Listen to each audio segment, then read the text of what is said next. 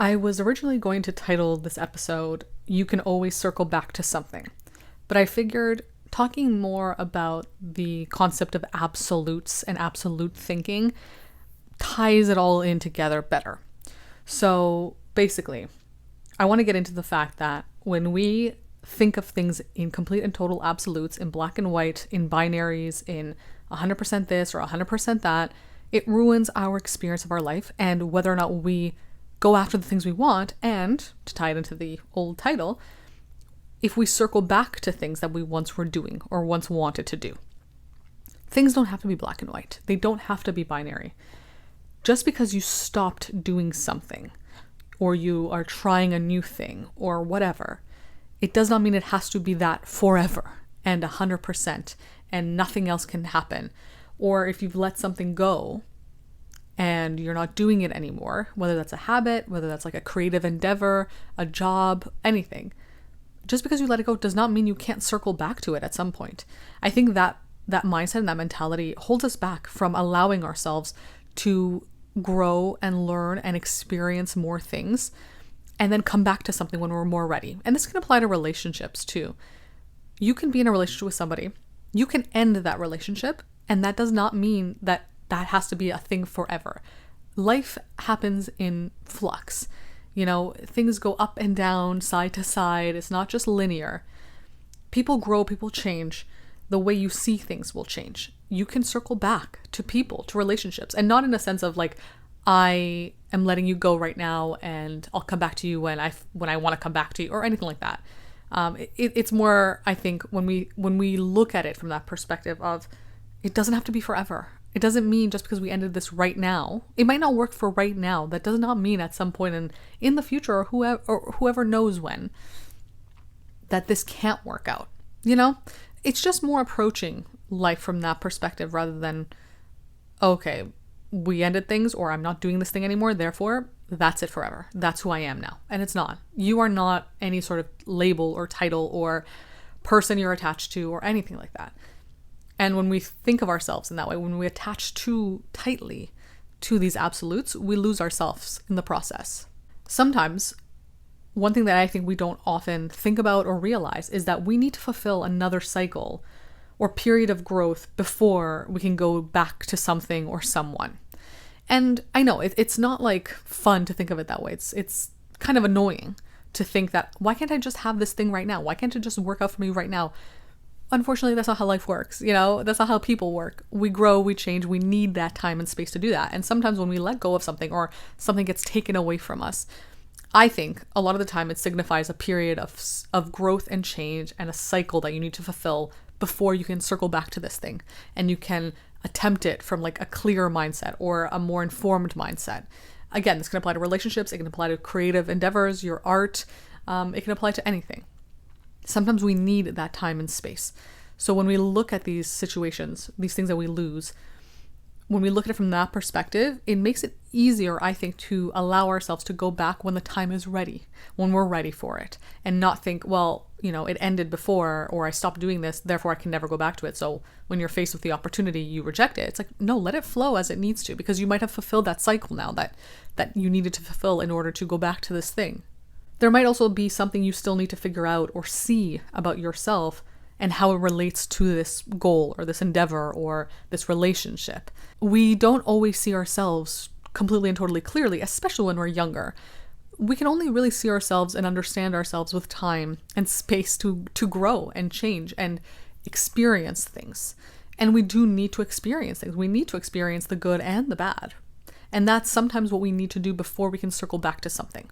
We need to experience a new lesson or a new opportunity or something to get a clear understanding of who we are and how we relate to this person or this goal. Because now you can circle back to this, you know, as an example, this artistic endeavor with fresher eyes, with a new perspective. And now you can create something that actually is more aligned with who you are. And if we're talking about it in relation to relationships, you can come back together with this person and approach your dynamic from a different place, a healthier place at times, right? When you know yourself better now. Sometimes we need to do that. So when we lose something or when we move away from something, it might signify that there's something about us that we need to see, that we're not seeing right now. And we need that redirection in order to do that. I think in order to stop thinking of things in absolutes, we need to stop seeing our life as a linear plot line. Again, things will go up, things will go down, things will go side to side. They're not going to be in a constant trajectory upwards. That's not how life works. Our lives, our stories are not these neat narratives with these character arcs all the time and a nice conclusion at the end that wraps everything up together. That's not how life works. We can have a day, like one day in our lives could be an entire story on its own, you know? So I think it's important that we stop seeing our lives as this narrative that we have to fulfill, because that contributes to that absolute thinking, you know? If I didn't do this right now and I'm moving forward in this upward trajectory or this linear trajectory in my life, that means I have to let that go. It's behind me now. Like, that's not part of the plot line. That's not part of the story. It's like, it can be. You can go back to something. You can circle back. You can try again. You can go from a new direction, from a new opportunity. Like, there's so many alternatives, and there's no right way to do anything, really, right? The only right thing is what's right and aligned for you right now in this given moment, because, you know, this present moment is the only thing that really exists. And also that doesn't hurt you. It doesn't hurt other people. That's it. That's all you really have to focus on. But when you think of it from the perspective of, well, I can't do this again. I already did that. It's already part of my past. Like, I can't go back to it. It's like, why not? Right? Why can't you circle back to something just because it was in the past? We change, we grow. Like, there's so much space to rediscover ourselves and how we relate to things. I think it's also important to avoid looking at yourself as a failure or a quitter when you do step back from something or someone, you know, even in a relationship. I think some people can look at a relationship ending as a failure. And I really don't like that perspective. I don't think any kind of opportunity or experience like that is a failure in like that absolute sense. I think, okay, it didn't work out right now, but of course you learned something. Like, of course you did. You saw something, you experienced something, you learned something about yourself, you know? And also, hating yourself is not going to make you want to circle back to something when that thing could give you even more insights when you do circle back to it, when you could experience something even better when you circle back to it. Hating yourself, berating yourself, calling yourself a failure, wanting to avoid looking at that thing that you think you failed at, of course, it's not going to let you step back into it and try it again or try it from a new perspective, which is, I think, again, the process of life. It's getting up, trying again, redirecting yourself. You have to show yourself forgiveness and compassion, and also thank yourself for experiencing something when you were maybe younger, maybe more naive, not as wise, learning what you needed to learn, and now having more information to potentially try it again. That doesn't mean you have to go back to everything in life, just what feels aligned to step back into. You might get called back into something again, and that's okay. There's nothing wrong with that. It doesn't mean you are desperate or you are just masochistic and you want to fail again because you know you failed before, you're going to fail again. It just means that sometimes we need to experience something again from a different perspective to learn something new. And I think ultimately this comes down to following your flow and your intuition. If you feel like your attention is needed somewhere else, let it go there. If you feel like right now this thing that you're experiencing, this project you're working on, this relationship, this career, whatever, if you feel like your attention is being taken somewhere else, your energy, your flow is being pulled in a different direction, I think we have to allow ourselves to be pulled in that direction. Now, this obviously means you have to be mindful of yourself, the other people that are affected by this decision to move on, of course, right? I'm not saying to just jump to any opportunity because it feels fun and exciting in the moment, right? We have to be really mindful. I think tapping into your intuition is really important too, right? Because if your intention in life is to be kind, respectful to yourself, to other people, when you approach it from that perspective, when you do get called to something different than what you're doing right now, it's coming from a place of love, not a place of distraction, excitement, like wanting something new, something fresh. It's more like I'm being pulled to something, and because I'm trying to approach everything in my life from a place of respect, this must mean that it is something that I need to do from a respectful, loving place for myself and for the other people in my life. And again, this can apply to creative projects, to work, to relationships. And I think the hardest part is with relationships, because when you're in a relationship and nothing is necessarily wrong with it, or nothing's totally bad, or it's not necessarily like toxic or abusive in that sense, it's hard to step away when you do feel like I need to, or like there's something calling you to it. And I don't mean like, oh, you're being called by the excitement of a new opportunity or a new partner, or like you want something new, and I don't think that is necessarily healthy again. But I'm not, I can't decide what is or isn't for other people. But what I'm approaching this from is more, if you're in a dynamic with somebody, and while there's nothing necessarily wrong with it, but you feel like, I need to take a step back, I need to focus on myself, this is not necessarily aligned with me right now, that's okay. And I know it's hard to accept that, it's hard to not feel guilty about it, but like that is life, that is relationships. And I know it's not easy to accept, because I think, again, we see an ending of a relationship as a failure, and we see the idea of being in a relationship as something that you have to do forever.